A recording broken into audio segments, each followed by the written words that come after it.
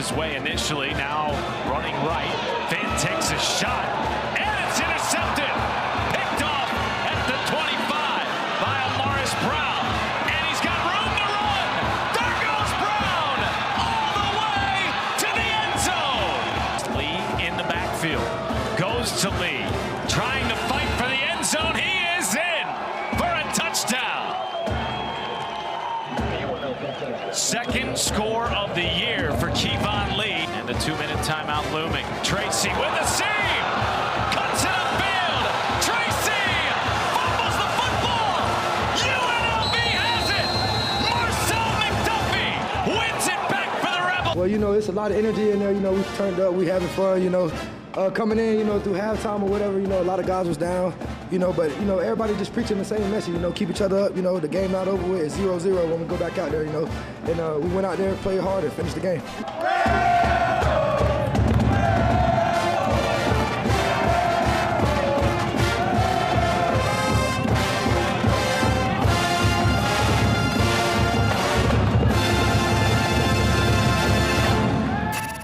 Dan Mullen's historic era continues here on the road. A hard-fought win, 41-38. Coach, we were just talking.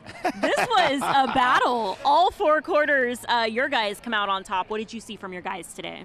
Well, I mean, what we've seen in the first couple weeks as you get to learn this team, we're going to find a way to win, right? When I said we're going to be the best show in town, I didn't mean that you had to sit there to the final act. You don't miss the close. The close is pretty special.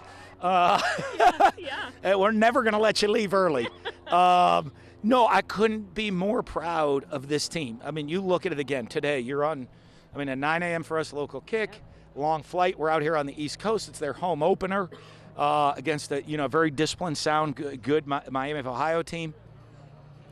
And, you know, we fall behind. We do everything kind of like not great, you know, like not terrible, but we miss some fits. We give up some plays, explosive plays. We turn it over. We look awful in the first half, right? We just can't kind of get out of our own way. So, but so many times in that game, guys could have pointed the finger. They could have said, hey, all right, just give it to me. Like, I'll do it all. Like, instead of just worrying about being a team, doing their job, don't worry, the defense is going to stop when they needed to. They did. Okay, hey, defense, don't worry. The offense didn't score a touchdown in the first half. That's okay. Scored a bunch in the second.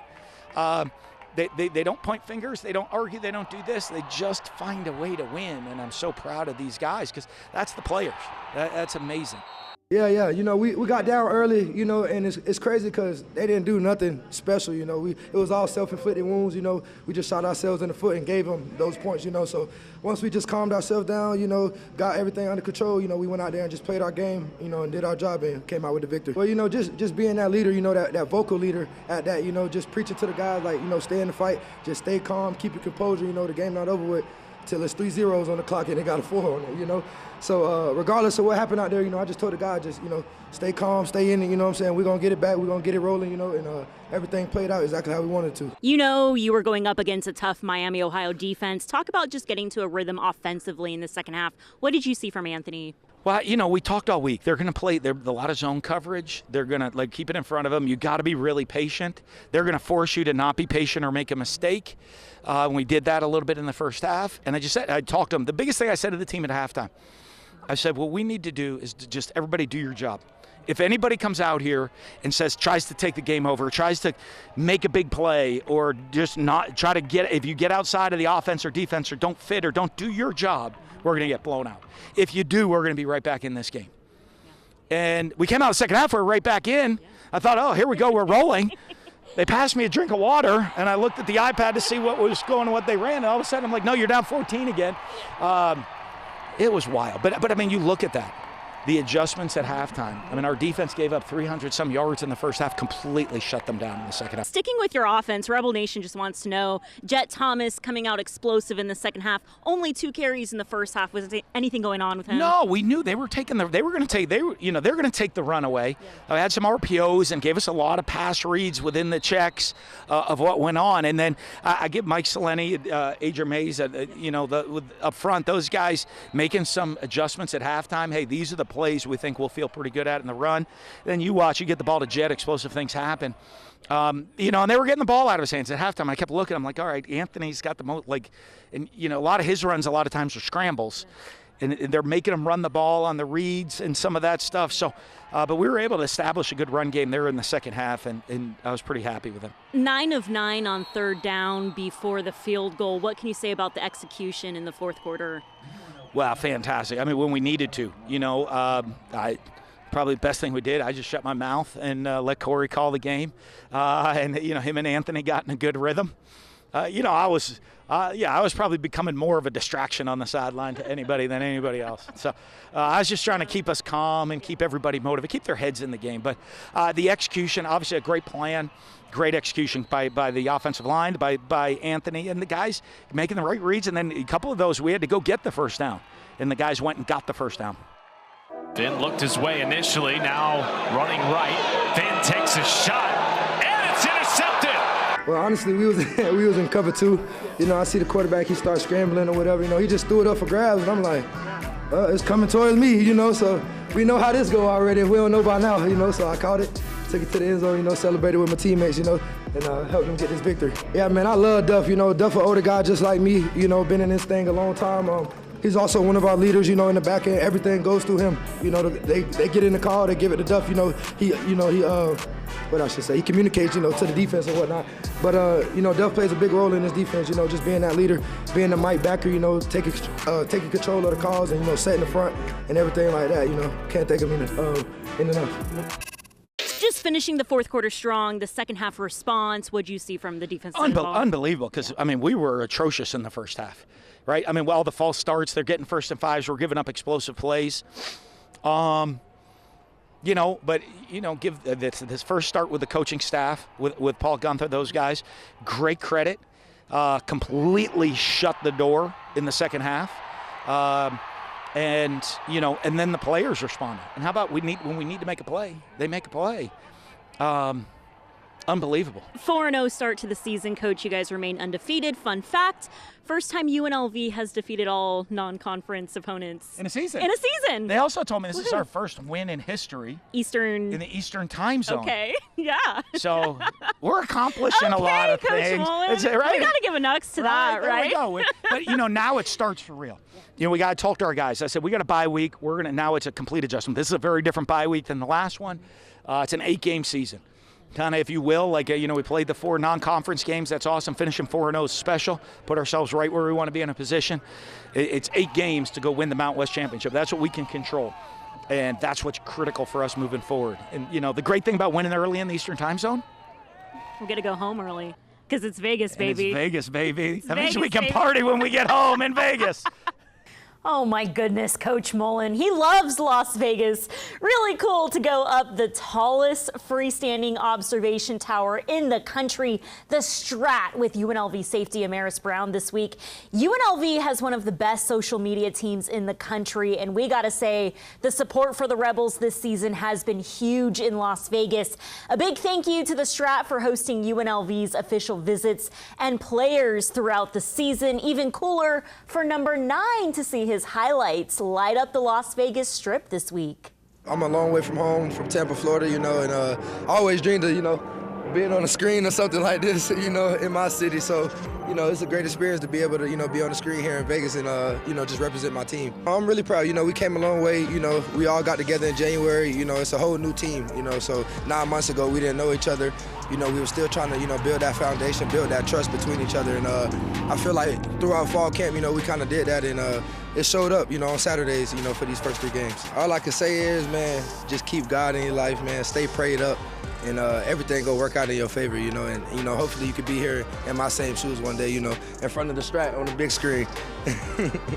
Back to work for the Rebels here at the Fertitta Football Complex, and we're sitting down with Coach Mays here, wrapping up a morning practice, getting ready, wheels up to Miami, Ohio on Saturday for a 9 a.m. kickoff. Coach, we've seen a lot of talent in your room. What have you seen from your guys 3 wins into the season? So far, I've seen the guys get better each and every week. I love the talent that we have in our room. I wish we could get all 5 of those guys on the field at once. Hopefully down the road we can, but right now we're getting better each and every week, and the guys are really doing a great job producing. Let's talk about the production from your guys in that UCLA win, just coming out hot right out the gate. What did you see from your room? I think what they did is executed the game plan. They didn't go outside what we taught them to do. We had some good schemes that were to the tight ends, and they hit on all of them. Let's talk about working with Dan Mullen. What's that been like in this building? No, I tell you what, it's been unbelievable. He truly is a guru. And I've heard from Coach Meyer is a guy that I work for, and he spoke highly of him. And I never worked with Coach Mullen till now, and he's very, very talented offensive mind. We're seeing that chemistry build between you and Anthony Calandria. Speaking of energy, what do you love about number 10? I mean, he's a gamer. You go and you watch him play, and you're like, all right, there he's going to get that. Oh, nope, there he goes, breaks the run for 20. He's a phenomenal football player. Can't speak highly enough of him. You score the first touchdown right out the gate for UNLV against UCLA. What was that like, getting in the end zone? I mean, it was great. A big thing for me coming here was kind of like telling myself to bet on myself. I left South Carolina, and it was coming cross country. The Nevada was a big step for me, but I just kind of every game I tell myself, prove yourself right, and so it was fun to finally get in the end zone. Let's talk about that communication this offseason with Coach Mullen. What a blessing it is to be back here with him. No doubt. I'm pretty sure I was in the gym working out back home, and I got a phone call from him. He's like, "Hey, I'm flying to UNLV because I'm going to take the head coaching job." And I was like, "When do you want me there, Coach? I'm ready to roll. Let's go." It's so cool to see his former players here in Las Vegas. Let's talk about the edge you're seeing from this team. You have players from all over the country. What is that edge you see at practice? Yeah, I mean, we got a lot of guys who are coming here, and they're same thing as me. They're just trying to prove themselves correct, and they're trying to show that they can play at the high level that they think they can. And there's a lot of narratives that people want to throw around about whatever last chance you and all that stuff, but that just fuels the fire for us. Welcome back to the RebZone, another historic show with the Rebels rolling to 4-0 under first-year head coach Dan Mullen, who's the first head coach since 1976 to win his first 4 games of the season. Also the first time in program history the Rebels have defeated every non-conference opponent on their schedule. They're doing this with a brand new coaching staff and just 2 starters from last season. Really impressive. The Rebels roll into their second bye week of the season, undefeated at 4-0, and will travel to Laramie, Wyoming to take on the Cowboys on October 4th for a 4 p.m. kickoff. Here are some highlights from UNLV's last meeting against Wyoming at Allegiant Stadium. The Rebs rolled over the Cowboys 34-14, and running back Jet Thomas became the first Rebel to finish his rookie season with a school record 12 rushing touchdowns. This year's Cowboys are 2-2, also on a bye this week after losing to Colorado last night. 37-20. Here's more from Coach Mullen rolling into the bye week 4-0. Yeah, this has been a trip, but glad we're going home with the dub. Let's talk about the bye week. You want to switch things up. I know this was an early bye week, with the early morning practices. What do you want to get accomplished this week? Well, it's going to be different now, and now we're going to start looking ahead. The last bye week was very much a look inward at ourselves. Where are we at? What are we doing well? Do we have guys in the right position to do things? Moving forward now, we're going to start getting ready. Now the focus goes on to the conference schedule, to the teams. I'd love to say everybody knows well. Some of our guys have played against them. We have so many new faces. It's new. But obviously, you're talking about, of all the non-Power 4 conferences, right? I mean, you're talking the Mountain West, toughest conference there is. And we got a tough road ahead of us. And so we got to go prepare playing against great teams week in and week out the rest of the way. And so that's got to be the focus of this bye week now is not looking in. It's looking ahead to what we have to do to win these games. UNLV football on a bye. The Runnin Rebels getting to work this week with head coach Josh Pastner will be at practice this week as they just released their non-conference schedule. Super tough non-conference schedule. And if you're in town on Thanksgiving, be sure to come out to MGM Grand Garden Arena. UNLV is playing Maryland and Alabama Thanksgiving week. Super tough non-conference schedule. Here's more from head coach Josh Pastner. We have a very tough and challenging non-conference schedule, which I would tell you that it gives us an opportunity to prepare ourselves for when we enter the really good Mountain West Conference, and to try to making sure we know what we need to do to get better, what we maybe we're good at, so when we get to that point in mid-December, we're ready to go in conference play. But we have a challenging schedule. We're in the Players Era tournament, which, you know, we're open up against Maryland on that Monday of Thanksgiving week, and then Tuesday play Alabama. We don't know our third opponent. We need fans they can go get tickets right now on UNLVtickets.com, but we need fans at the MGM for watching us play during that time period. Both games are night games, 9 p.m. Local time. Awesome to have Josh Pastner and Dan Mullen on the RebZone. Really great show. Busy bye week for us. We'll get you the latest on UNLV athletics. And shout out to Rebel Nation on the road. You guys were the show tonight. I know these guys really appreciate to see you guys. We'll see you next Sunday on the RebZone.